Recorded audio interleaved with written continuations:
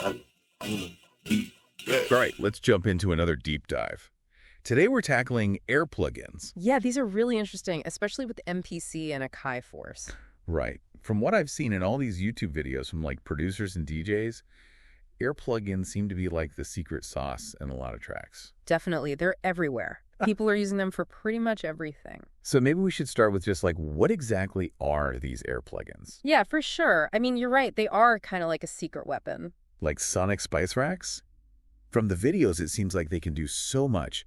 Add effects, change the tone, even make things sound like totally different instruments. You got it. Basically, they're software that you can load up specifically onto an Akai MPC or Force. So they only work with those. Those are kind of like the all-in-one music production studios, right? Right, exactly. And that's what makes Air plugins so powerful. They're built just for those. Okay, I'm starting to get it. Yeah. But there are a ton of these plugins, right? Like just from these videos, we've got Flex Speed, Fabric XL Collection, Sub Factory, Soft Clipper. Oh, yeah, tons. And they all do different things.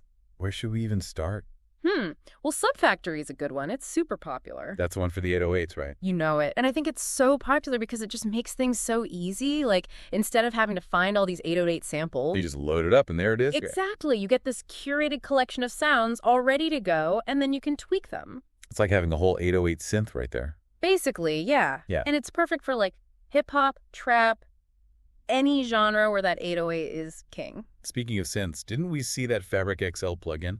Oh, yeah, that one's wild. I think Jay Freshman compared it to, like, Omnisphere for the MPC. Uh-huh, yeah, he did. And it kind of is. It's like this massive sound library. So you could basically make a whole track with just that. Oh, totally. It's got everything: drums, bass, keys, pads, you name it. Sounds pretty amazing. But it's expensive, right? It is. It's a couple $100. But Jay Freshman made a good point. Like, even if it's pricey, if you're serious about using your MPC, it might be worth it. Yeah, he said something about a beginner mindset, too. Oh, right. He was saying how when you're new to something, you're not as picky, you're just trying stuff out. And that's when a plugin like Fabric XL can be so great, because you're just exploring all these sounds. Yeah, totally. You don't get stuck thinking certain sounds are good or bad, you just play. This is making me want to go fire up my MPC. But before we get too sidetracked, we got to talk about DJ Skillspins. Oh, yeah, what about him? Well, remember how he was saying he used to think air plugins sounded like whack? Oh, yeah, I remember that. He was pretty upfront about it. I think he said he just kind of heard other people saying that, so he never really tried them. Which is crazy, because then he ended up getting a track on HGTV using only Air plugin. I know, right? Talk about a change of heart. It just goes to show you got to try things for yourself, you know? Absolutely. And what's even wilder is that he said he tried to recreate those sounds with other plugins, like really expensive ones. And it didn't work. Nope, he couldn't quite get it. So clearly, these air plugins have something special going on. For sure, there's just something about them that's unique, like a signature sound. Okay, I'm convinced.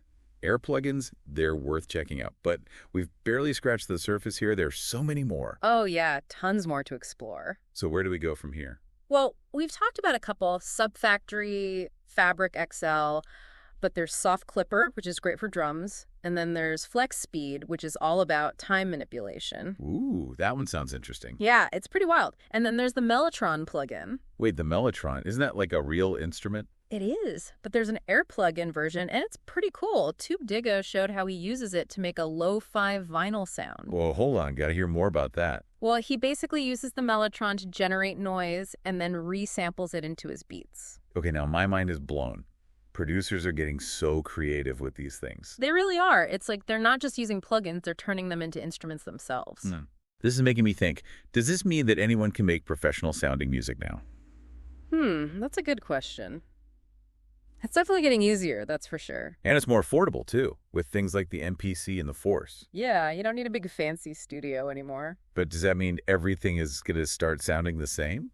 That's the big question, isn't it? Like, if everyone has access to the same tools. Will we lose that diversity in music? It's a tough one. But maybe we should save that discussion for part 2 of our deep dive. Yeah, let's do that. We've got a lot more to unpack here. All right, welcome back to our deep dive on Air plugins. We're getting deep into how these things are changing the game for music producers, using MPCs and the Force, right? Yeah, we've seen how people are using them, like really pushing the limits. And making some insane sound. Totally. It's like they're not even plugins anymore. They're like instruments in their own right. I know, right?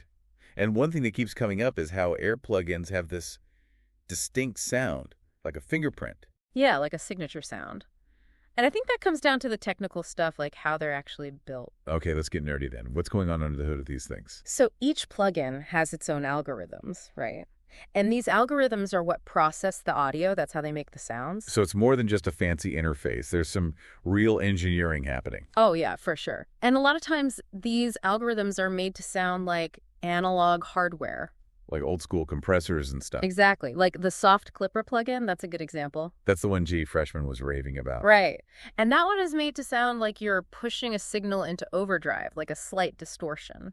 Which is why he was so happy to have it as a plugin, because he used to have to do it a different way. Yeah, there was a way to do it in the MPC, but it was hidden. So having it as a plugin just makes things easier. And gives you more control, too. You can really fine-tune the sound. Okay, that makes sense. So it's not just copying the sound, it's about having the flexibility to change it. Exactly. And that goes for a lot of the air plugins. They give you this level of control that's just hard to find elsewhere. Speaking of control, what about flex speed? That one seemed pretty wild. Oh, yeah. Flex speed is all about time, like manipulating it, warping it. It's like a sonic time machine or something. Yeah. You can stretch, compress, rearrange audio. Stuff that would be almost impossible to do by hand. We saw Jay Freshman using it on drums, vocals, even instruments. Right. It's super versatile. You can use it for subtle stuff or go totally crazy with it. But it's not just about making crazy sounds, right? It can also be used to improve the feel of a track. Oh, absolutely. Like you can add swing to a melody or tighten up a drum groove. It's like having the super precise drummer right there in your MPC. And that's the power of it. You can control time in a way that just wasn't possible before. Okay, now let's switch gears a bit and talk money. Because remember, Fabric XL? That one was pricey. Yeah, a couple $100. Not cheap. And that makes me wonder, is this all becoming too expensive for people? That's a good question. Like, these tools are amazing, but they do cost money. And does that mean only people with money can make music now? Well, it's not that simple. There are still free tools out there, and you can always get creative. Like Tube Digger with the Mellotron. Exactly. He turned a plugin into something totally different. So it's not just about the tools, it's about how you use them. That's a good point. Yeah. But still, this idea of expensive plugins, it does make you think about who gets to make music. Yeah, for sure. It's something to consider. Okay, so we've talked tech stuff, money stuff, and we've seen how these plugins are changing the game. But we still haven't answered the big question. The elephant in the room. If everyone starts using air plugins, will all music start sounding the same? Right. Like, will we lose that diversity, that unique sound? That's what we need to talk about. And that's a conversation for part 3 of our deep dive.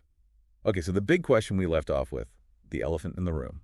If everyone starts using these air plugins, will all music sound the same? Right, like, it's kind of scary to think about everyone using the same tools. Yeah, I get that. It's like, will we lose all that variety, all those unique sounds? Exactly, and it's happened before, right? Like when synths first came out, or drum machines. People thought the same thing then, too. Like, oh no, now all music is going to sound electronic. But it didn't happen, did it? Yeah. If anything, those tools opened up so many new possibilities. Yeah, totally.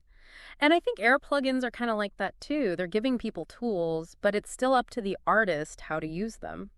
It's like, just because everyone has a paintbrush doesn't mean they'll all paint the same picture. Exactly. It's about how you use the brush, the colors, the technique. It's the same with music. It's like having a conversation. Right. We all use the same words. But we say different things. Exactly. And it's our voice, our experiences that make it unique. And that's what makes music so powerful. It's personal. It comes from the artist. So, yeah, there's always a risk with new technology, but I think we got to be optimistic about air plugins. I agree. Like, they're giving more people access to making music, which is a good thing. And if you look at how producers are already using them, they're getting really creative. Like Tube Digger with the Mellotron. Who would have thought to do that? I know, right? It's like they're not even plugins anymore. They're instruments. And that's the exciting part. Who knows what people will come up with next? So, yeah, maybe instead of worrying about everything sounding the same, we should be excited about all the new music that's going to come out. Exactly. More tools, more possibilities, more music. All right. I think we've covered a lot of ground here. Air plugins, they're definitely worth checking out. For sure. Whether you're a seasoned producer or just starting out, they're game changers. Yeah, and I think the big takeaway is don't be afraid to experiment, try new things, push the boundaries. That's what music is all about, right? Finding your own sound. Couldn't have said it better myself. Yeah. Thanks for joining me on this deep dive into air plugins. It's been a blast. And to all our listeners, keep exploring, keep creating, keep the music alive. We'll catch you on the next deep dive.